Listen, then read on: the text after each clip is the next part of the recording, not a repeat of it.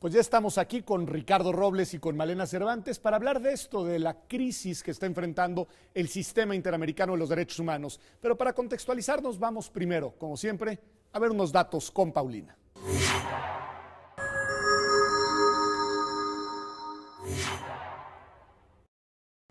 La Comisión Interamericana de Derechos Humanos atraviesa una crisis financiera que repercute directamente en su capacidad para cumplir con su mandato y funciones básicas. El quiebre económico de la Comisión Interamericana pone en peligro la permanencia del 40% de su personal, cuyos contratos vencen a finales de julio. Asimismo, se suspenderán las visitas y audiencias previstas para este año. El Consejo de Europa destina el 41.5% de su presupuesto a derechos humanos, mientras que la Organización de Estados Americanos destina el 9.1%. La Comisión Interamericana recibe menos de $5 millones por año, equivalente a 50 centavos de dólar por cada 1,000 personas. En 2015, los países latinoamericanos y caribeños donaron $13.7 millones a la Corte Penal Internacional, pero solo destinaron $199,000 para la Comisión Interamericana. Vamos contigo, Pedro. Gracias, Paulina, por estos datos que sí nos ayudan a entender, digamos, cómo está la situación actual del sistema, pero quizá a nuestro auditorio, Ricardo, Malena, les serviría un poco que ayudemos a reconstruir de qué estamos hablando. Es decir, qué es este sistema, cómo se integra y algo que es, obviamente hay que subrayar, por qué es importante. Malena. Vale. A ver, el Sistema Interamericano de Derechos Humanos es un sistema regional de protección, es decir, tenemos un sistema universal que descansa en Naciones Unidas y este es un sistema regional, que hay varios en el mundo, pero en el caso de América es el sistema interamericano, ¿no? Yo creo que es importante señalar que el sistema interamericano surge en el marco de un órgano político, que es la Organización de Estados Americanos. La OEA. La OEA, okay. Exactamente. Y esto es importante, los estados consensaron de común acuerdo la creación de un sistema regional de protección de derechos humanos, ¿no? O sea, hay un acuerdo político detrás de la creación de este sistema y por eso decimos que las decisiones del sistema no se imponen a los estados, sino que los estados son parte que autónomamente creó Esta es una idea relevante porque esto coloca el tema de qué papel juegan los estados de cara al sistema regional de protección. Claro, ¿no? Esa premisa primero es importantísima, la de decir, ojo, esta es una criatura de los estados por voluntad de los estados. Inclusive diría el mandato que tienen los dos órganos del sistema interamericano, que recordemos son dos, Comisión Interamericana y Corte Interamericana, es un mandato también determinado por los estados. Okay. Entonces los estados han determinado que estos dos órganos sean los órganos que monitorean y atienden las violaciones a derechos humanos que ocurren en la región y han establecido la existencia de los mismos. Okay. En función de esto, yo pensaría que los estados están detrás, no solo respaldando políticamente la existencia de ambos órganos,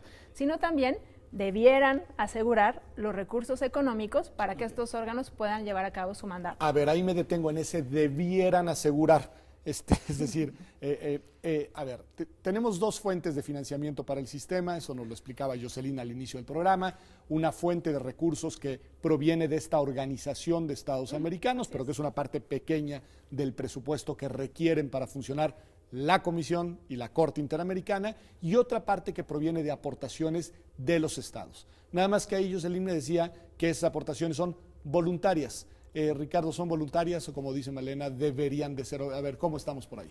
Pues habría que hablar primero precisamente de esta estructura. Una se construye por el fondo regular, que eso es un sistema de cuotas que los estados año tras año tienen que darlas. Que están obligados a dar. Digamos que están obligados. Es un tema también del diseño del derecho internacional público y de los tratados internacionales. Es decir, los tratados precisamente en esa lógica primero son creados por los estados por un acuerdo que hay entre ellos y establecen ciertas reglas que se comprometen a cumplir una vez que firmen y después ratifiquen los tratados de que se trate. Ok, si voy a crear instituciones internacionales, alguien las tiene que financiar. Exacto, vale. Y digamos que el compromiso que existe primero en un sistema general de cuotas es precisamente que de manera permanente se van a estar dando las mismas. Okay. Adicionalmente con eso el sistema también se nutre de un financiamiento a través de fondos específicos. ¿Fondos específicos? Fondos específicos y también de aportaciones voluntarias. Esto quiere decir que están fuera del fondo regular que todo el tiempo está fluyendo en la Organización de Estados Americanos y que se integran por aportaciones voluntarias, que es en gran medida donde viene el desequilibrio que muchas veces se integran por estados que no son parte de la Organización de Estados Americanos. ¿Y qué es lo que estamos enfrentando hoy? Nada más, a ver, Malena, ¿quieres decir algo? Dilo. Nada más un tema complementario a lo que dice José Ricardo, que me parece importante.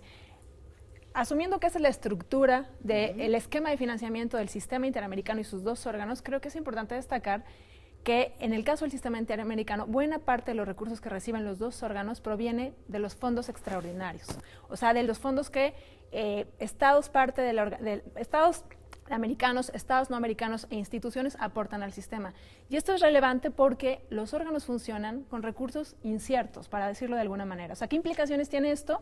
Que los dos órganos están funcionando con recursos que no están seguros. Claro. Es decir, año con año tienen que Hay esta gestionar. incertidumbre si vamos a lograr o no salir librar el año, digamos. Y doy un primer dato en relación a un tema que es el tema del programa, que es la crisis en la Comisión Interamericana. Okay. La Comisión Interamericana durante el 2015 recibió el 56% de su presupuesto proveniente de recursos extraordinarios. ¿Qué quiere decir esto? Que más de la mitad de los recursos con los que funciona provienen de donaciones. Pedro, imaginémonos, un poco para dejarlo más claro, lo que significa para una institución estar funcionando con menos de la mitad de su presupuesto de un fondo que ya tiene, del fondo regular de la OEA, y en mayor medida con recursos que pueden o no llegar de parte de los estados. A ver, hablamos de crisis económica, nos dicen ustedes cuáles son las razones estructurales. Este es un diseño que no tiene recursos propios y que en un buen porcentaje de su presupuesto depende de la voluntad de las aportaciones voluntarias. Y hoy decimos qué crisis, Ricardo, porque Jocelyn ya nos decía algo, pero ¿en qué consiste el momento crítico concreto que ha alzado la voz de muchas personas en el continente y en el mundo? Ok, pues digamos que la cuestión, precisamente por esta cuestión estructural y de diseño de los órganos del sistema, lo que sucede es que, digamos, se ha creado una especie de costumbre de referir a la crisis. Es decir, creo que la Corte Interamericana y la Comisión Interamericana están acostumbrados a referirse a sí mismos como órganos en crisis. O sea, vivimos en crisis permanente. Algo así. Bueno, eso es como la existencia de todos los seres humanos. Eso puede ser, pero lo que sucede y lo atípico de esta ocasión fue que eso se tradujo en datos muy concretos y que son muy graves y que impactan en la vida directa tanto de las labores que realiza un órgano y que va a tener que dejar de realizar, y también el despido de personas, ¿no?, de carne y hueso. En concreto, lo que pasó con la Comisión Interamericana, hace apenas el 23 de mayo salió el comunicado oficial refiriendo que iban a perder 40% de su personal. Esto quiere decir que aproximadamente de las 78 personas que tienen como staff, 30 personas iban a dejar de poder estar ahí a partir del 1 de agosto. 2015, nos dice Malena, la libramos, la libró el sistema con este 56% de aportaciones voluntarias. Ahora todo indica que no va a haber presupuesto para poder recontratar a este 40% de su personal hacia adelante. Bueno, ¿quién dejó de aportar? Es decir, ¿cuáles son los fondos que se cayeron? La información pública que está, que inclusive ha sido la que su secretario ejecutivo ha referido, es que las aportaciones de los estados europeos, que normalmente llegaban a la Comisión Interamericana, en este año no llegó, ¿no? Por lo que comentaba Jocelyn. O sea, ya no llegaron. Aparentemente los recursos no llegaron y en función de esto se quedan sin, o sea, no tienen posibilidades de renovar al personal que comentaba José Ricardo. Más allá del dato, yo creo que es relevante, Pedro, comentar qué implicaciones tiene esto. Es decir, 30 personas que se quedan sin trabajo, ¿en qué áreas de la Comisión Interamericana? Y hay dos áreas que son, yo diría, sustantivas del trabajo de la Comisión Interamericana. La primera tiene que ver con el área que tramita las medidas cautelares. ¿Qué es esto de las medidas cautelares? Ahí, José Ricardo, compleméntame, porque él es un experto en esto. Las medidas cautelares es una figura que existe en el sistema para proteger a las personas cuando hay una situación de gravedad o de irreversibilidad de la posible violación que se esté cometiendo. Entonces se solicita a la Comisión Interamericana solicitar al Estado parte, medidas cautelares para proteger a la persona. Un acto de tutela, de protección inmediata. Exactamente. Para alguien que está en riesgo de que sus derechos se violen. Normalmente se trata en situaciones en que está en riesgo el derecho a la vida o la integridad personal, es decir, de no tomarse las medidas, es posible que ya no pueda repararse la violación, ¿no? Esta área, Pedro, para ponerlo en datos concretos, quedaría completamente desmantelada. Las y los abogados o personas que estaban a cargo del área de medidas cautelares se quedan sin trabajo. Esta es una. Otra área tiene que ver con el área de peticiones y peticiones individuales. Como todos sabemos, la Comisión Interamericana es el órgano de acceso al sistema interamericano y ¿cómo se accede? Presentando una petición individual por una probable violación a derechos humanos derechos humanos reconocidos en la Convención Americana, ¿no? Esta área es un área que ya lleva un trabajo titánico. Hay que recordar, por ejemplo, en el 2015 la Comisión Interamericana recibió 2.164 peticiones individuales. Este dato ha ido en ascenso, es decir, creo que en el 2003 estábamos en menos de 1,000, ahorita estamos a más de 1,000. Es un área sobrecargada de trabajo. Y también ahí habría un recorte importante personal. También. A ver, Ricardo, tú vienes de Washington, estuviste allá 6 meses en la Comisión Interamericana, hay que decir que con un apoyo muy generoso por parte de la propia Universidad Nacional Autónoma de México, es decir, porque lo que quiero subrayar es que también otros actores pueden apoyar de otras maneras al sistema y es muy importante hacerlo. ¿Quiénes son estas personas? Es decir, para darle a nuestro auditorio, digamos, un contexto concreto, ¿quiénes son esas personas que se dedican en el día a día a recibir estas peticiones individuales, a digamos, proponer que se dicten estas medidas cautelares? ¿Cuál es el perfil de esa gente? ¿De dónde viene? En fin, cuéntanos un poco eso. Pues podría decirse, la cuestión estructural de la comisión es un sistema que funciona a través de abogados y abogadas, expertas, bueno, y no solamente abogados y abogadas, funcionarios internacionales más bien, que pueden ser politólogos, sociólogos, antropólogos y otros perfiles con una carga importante de abogados y abogadas especialistas en derechos humanos. ¿Llevan muchos años ahí, Ricardo? Algunos sí, o sea, hay personas que van más allá de los 15 años, hay personas que van más allá de los 10 años, pero también hay personas que tienen 3 años, 5, hay diversidad de perfiles. Y también tiene que ver con que eso se suma, me parece, a una cuestión general que existe en los órganos del sistema y que yo estando allá fue posible advertir. Hay un sistema de precariedad precisamente en el empleo. Es decir, es una cuestión en que las personas están comprometidas con los derechos humanos y buscan desde la esfera de los organismos internacionales contribuir a esta situación y a revertir las violaciones a derechos humanos, pero es una situación precaria. O sea, una persona cuando quiere ir a trabajar a un sistema, a un órgano internacional, sabe que los recursos están en juego todo el tiempo. Pero subraya también el dato, porque nada más quiero decir, porque uno dice, no, funcionario internacional del sistema interamericano en Washington, seguramente tienen choferes y autos y ¿no hay nada de eso? No, en realidad no. Lo que sucede también, eso es cierto, el nivel de vida de Washington, D.C. es bastante caro. Entonces, en realidad, me parece es una cuestión proporcional. No se trata, digamos, de financiar lujos, se trata de financiar una vida con acceso a condiciones dignas, en la cual los funcionarios se dedican a eso, pero nadie, digamos, hace una mina de oro estando allá ni lo toma así. O sea, hay una cuota de compromiso, de mística, de vinculación ideológica con la agenda de los derechos humanos. Claro que sí, o sea, y de hecho creo que es algo que se percibe muchísimo. Son personas que uno cuando lo ve y, por ejemplo, visto desde fuera, el sistema interamericano tiene un gran problema de atraso procesal. Hay muchísimos casos y peticiones que se presentan y medidas cautelares que son bastantes ya para que las personas que se tienen con el personal de la comisión sean respondidas de manera expedita y de manera muy rápida. Okay. Entonces, es un problema que la carga de trabajo es muy alta. Todo el tiempo hay trabajo, todo el tiempo las personas tienen que estar haciendo cosas, gestiones y en todas las áreas. Como lo mencionaba Male, la cuestión de medidas cautelares es fundamental porque muchas veces es la reacción inmediata. ¿A qué se refiere? Por ejemplo, uno de los últimos casos, me parece, de Colombia, tuvo que ver con niños en las comunidades de la Guajira colombiana, en el norte de Colombia, que están muriendo de hambre o por falta de acceso a condiciones mínimas de vida.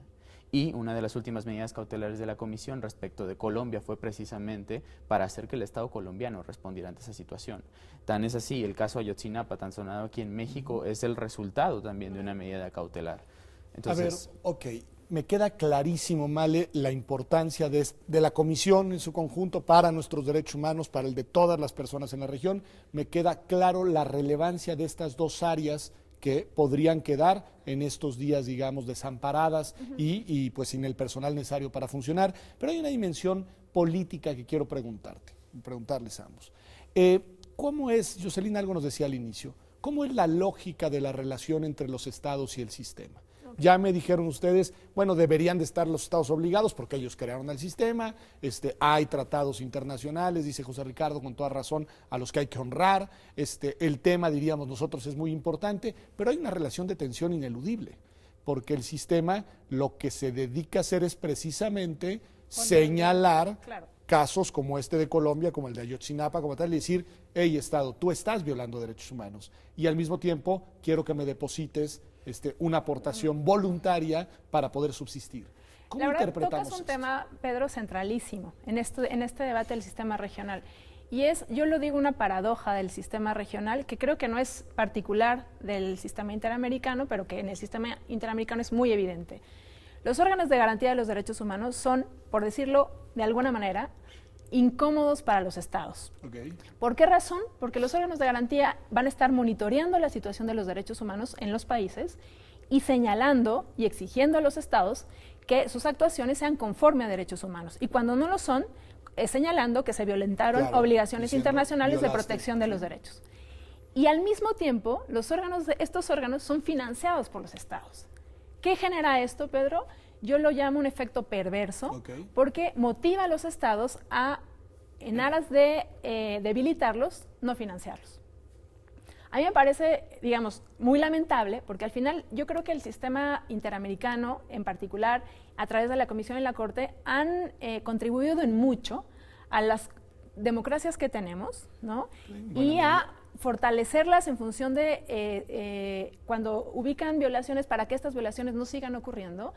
Y de pronto tenemos la postura de los estados que puede ser contraria a esta postura, o sea, aún reconociendo esto, incomoda, por llamarlo de alguna manera, que tengas dos órganos, y hay que decirlo, están haciendo su trabajo. Sí. No se trata... Entre más, digamos, casos señalan, advierten, protegen, más medidas cautelares dictan y más, mejor están haciendo su trabajo. Pero sí, hay una paradoja aquí que te escucho, Ricardo, vamos a ir un corte y vamos a regresar, pero hay una paradoja en esto que dice Malena, quiero ver si la compartes y en su caso, cómo la formulas.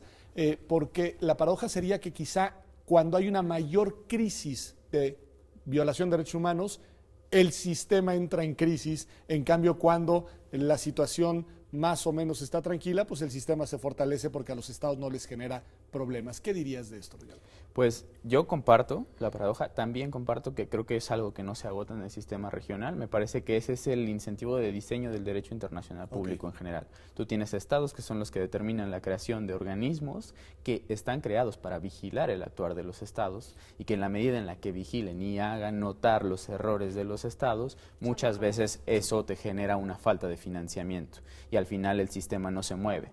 Yo una de las cosas que considero es que también si uno se tomara en serio el ideal de cómo debería de funcionar un Estado y de cómo deberían de funcionar los órganos, no habría ningún problema, porque el Estado en realidad está para construir las condiciones de vida mínimas y dignas de todas las personas, para respetar derechos, para garantizarlos, para protegerlos y demás. No sería necesario el sistema. Primero no sería necesario los sistemas, pero ya que los sistemas te dicen, bueno, a mí me creaste como órgano especializado, yo solamente te digo cómo mejoras en la protección de derechos. En ese plano ideal no habría un problema de esta paradoja en la cual los estados dejaran de financiar al sistema.